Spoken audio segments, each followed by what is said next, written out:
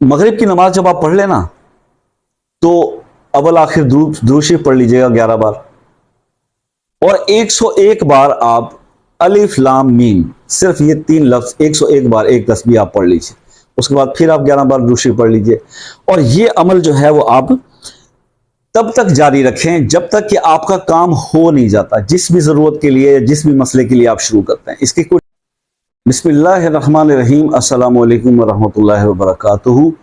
دوستو، پیش خدمت ہے کسی بھی حاجت کے لیے الف لام میم کا وظیفہ۔ ہر دعا انشاءاللہ قبول ہوگی اگر آپ یہ عمل جو ہے، یہ وظیفہ جو ہے، یہ تسبیح آپ کر لیتے ہیں۔ تو یہ حروف مقطعات قرآن پاک میں متعدد جگہوں پر استعمال ہوئے اور ان کے اثرات واقعی میں معجزاتی ہیں۔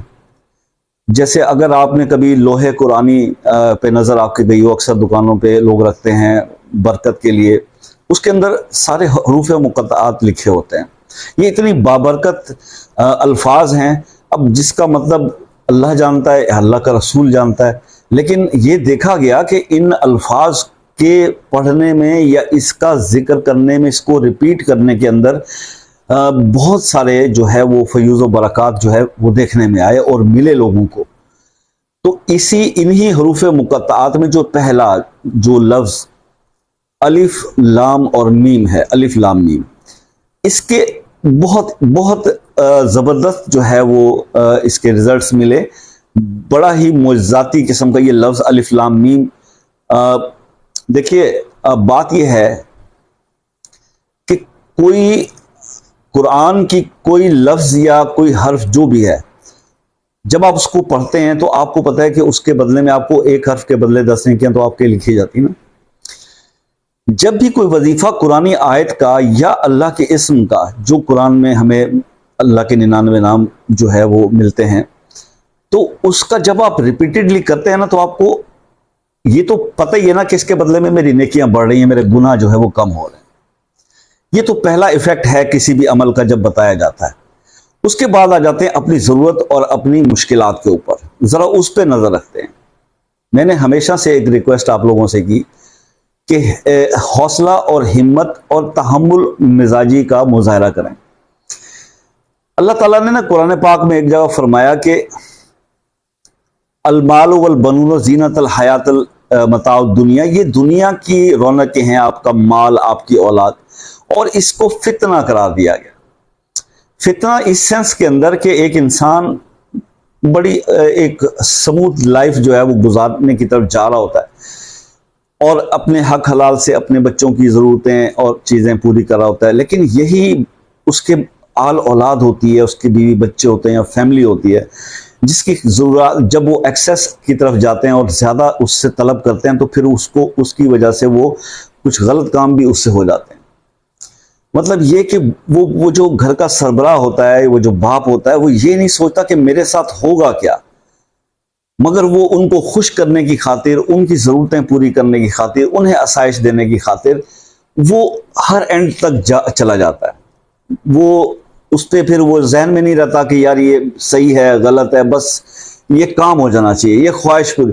تو کہنے کا مقصد یہ ہے کہ پھر اس لیے فتنہ ہوا نا کہ وہ کر کے ان کو تو وہ سب کچھ کر گیا، اب آگے جب اس کا سفر شروع ہوتا ہے دوسرا، جب وہ دنیا سے جائے گا تو پھر وہی اولاد جو ہوتی ہے وہ جو ہے نا، وہ اس کو پیچھے یاد بھی کسی نے نہیں کرنا، لیکن وہ جو کچھ غلط سلط کر کے ان کے ساتھ کر گیا، ان کے خواہشات پوری کرنے کے چکر میں اپنی آخرت کو جو ہے وہ برباد کر کے گیا، تو وہاں اس کے ساتھ قبر میں کیا ہونا ہے اور آگے کیا معاملات ہونے ہیں، اس کا خیال جو ہے وہ ذہن سے نکل جاتا ہے۔ اولاد کی محبت میں انسان جو ہے وہ قدرت کے قوانین اور اصول کو بھول جاتا ہے، وہ ہر چیز کو پس پشت رکھ دیتا ہے، بس اس کی نظر میں یہ ہوتا ہے کہ میرے بچوں کی یہ خواہش پوری ہونی چاہیے، چاہے اس کے لیے مجھے کسی حد تک جانا پڑے۔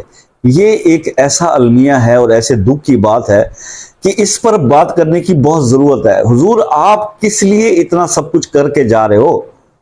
اگر جائز طریقے سے آتا ہے دیٹ از گڈ، لیکن اس جائز کے اندر بھی اپنی آخرت کے لیے ابھی سے کچھ کر کے جاؤ، کیونکہ یہاں تو آپ حاجت ضرورت کرتے کرتے قبر میں چلے جانا ہے، اور قبر میں چلے جانے کے بعد پیچھے سے آپ کا کسی نے کچھ نہیں کرنا۔ یہ جو آج کل کا دور چل رہا ہے نا، یہ میرے خیال میں جو اب 50 پلس میں جتنے بھی لوگ ہیں، یہ لاسٹ جنریشن ہے جو ابھی محرم الحرام پہ بھی لوگ قبروں پہ جاتے ہیں۔ اس کے بعد ایسا ایسا جو چیزیں ہیں وہ نئی جنریشن میں تو مطلب ہے کہ بس نہ ہی پوچھیں حال نا، جو اب سچویشن چل رہی ہے۔ تو اس لیے میں آپ سے یہ ریکویسٹ کرنا چاہوں گا کہ بس ایک اعتدال رکھیں۔ یہ دنیا آزمائش کی جگہ ہے، اور سب سے بڑی آزمائش میں انسان کی اپنی فیملی ڈالتی ہے۔ وہ اپنے ہی لوگوں کے لیے ان کی محبت میں پاگل ہو کے وہ کسی بھی حد تک جو ہے وہ چلا جاتا ہے۔ وہ نہیں دیکھتا کہ میں کسی کا حق کھا رہا ہوں، وہ نہیں دیکھتا کہ میں ذخیرہ اندوزی کر رہا ہوں، وہ نہیں دیکھتا کہ میں جو ہے ناجائز منافع کما رہا ہوں، وہ نہیں دیکھتا کہ میں رشوت لے رہا ہوں، حرام کر رہا ہوں۔ کیا کہ بس میرے بچوں کا کام ہونا چاہیے، ان کو ہر سہولت، ہر آسائش ہو، اچھے سے اچھے تعلیمی ادارے میں پڑھاؤں، یہ کروں وہ کروں۔ اس کے بعد جب اپنا وقت آتا ہے تو اس ٹائم پہ پھر یہ ہوتا ہے کہ میرے خیال میں نے نہیں دیکھا کہ اکثر دیکھا یہ گیا بڑے بڑے لوگوں کے، ہم بھی جاتے ہیں قبرستان میں اپنے، تو دیکھتے ہیں کہ وہاں ویرانی ہوتی ہے، وہ آنا بھی گوارا نہیں کرتے، کیونکہ وہ یہاں ہوتے ہی نہیں ہے، دوسرے ملکوں میں شفٹ ہو جاتے ہیں۔ تو کون آئے بابا کی قبر پہ؟ وہیں سے فون کر دیا کسی کو، یار پانی وانی ڈال دینا، ہم تو نہیں آ سکتے۔ تو یہ ایک بہت بڑا المیہ ہے۔ خیر، مجھے تو ایک تھوڑی سی نصیحت دینی ہوتی ہے ویڈیو کے اندر، چاہے کسی کو برا لگے یا اچھا لگے، ورنہ تو پھر ویڈیو بنا کے 2-4 لائنوں کا وظیفہ بتانے کی کوئی توقع ہی نہیں بنتی۔ یہ تو پہلے بھی لوگ کئی بنا چکے ہوں گے ویڈیوز، کئی بکس میں بھی مل جاتے ہوں گے، ہمارے کوئی زبان سے سن کے اس میں کوئی زیادہ اثر آ جائے گا؟ بھائی سیدھی سی بات ہے، یہ کچھ عمر کے حساب سے تجربات اور نصیحت کی باتیں ہیں، ہم بھی اب عمل کر رہے ہیں، چلیں آپ لوگ سن لیں، شاید آپ ہم سے پہلے اس پہ بہتر ہو جائیں، اور آپ ہم سے زیادہ جو ہے وہ بہتر انداز میں کر سکیں۔ تو خیر، میں آپ کو اس کے بارے میں بتا دیتا ہوں کہ الف لام میم کا یہ جو عمل ہے، یہ آپ نے کیسے کرنا ہے۔ مغرب کی نماز جب آپ پڑھ لیں نا، تو اول آخر درود شریف پڑھ لیجئے گا 11 بار، اور 101 بار آپ الف لام میم، صرف یہ 3 لفظ 101 بار ایک تسبیح آپ پڑھ لیجئے۔ اس کے بعد پھر آپ 11 بار درود شریف پڑھ لیجئے، اور یہ عمل جو ہے وہ آپ تب تک جاری رکھیں جب تک کہ آپ کا کام ہو نہیں جاتا۔ جس بھی ضرورت کے لیے، جس بھی مسئلے کے لیے آپ شروع کرتے ہیں، اس کی کوئی ڈیز نہیں ہے، 7 دن میں ہو جائے، 11 دن میں ہو جائے، 21 دن میں ہو جائے، مہینے میں ہو جائے، کرتے رہیں عمل۔ کوئی اتنا بڑا لینتھی پروسیس نہیں ہے۔ اللہ سے مانگنا ہے، دعا مانگتے رہیں، ریکویسٹ کرتے رہیں اللہ سے، اس کے قرآن کے ان 3 الفاظ کے حوالے سے کہ یا رب العالمین الف لام میم پڑھا، اس کو قبول بھی فرمائیں اور میرا یہ مسئلہ حل فرمائیں۔ بس یہ دعا کرتے رہیں۔ جس دن آپ کا یہ کام ہو جائے تو پھر کچھ خیرات وغیرہ کر دیں، اللہ کے نام پہ کچھ بانٹ دیں، تو اللہ تعالیٰ جو ہے اسی کی برکت سے آپ کی بڑے سے بڑی مشکل بھی ہوگی نا، کوئی تکلیف بھی ہوگی، کوئی حاجت بھی ہوگی، تو اللہ تعالیٰ اسی عمل سے ہی دور کر دیں گے۔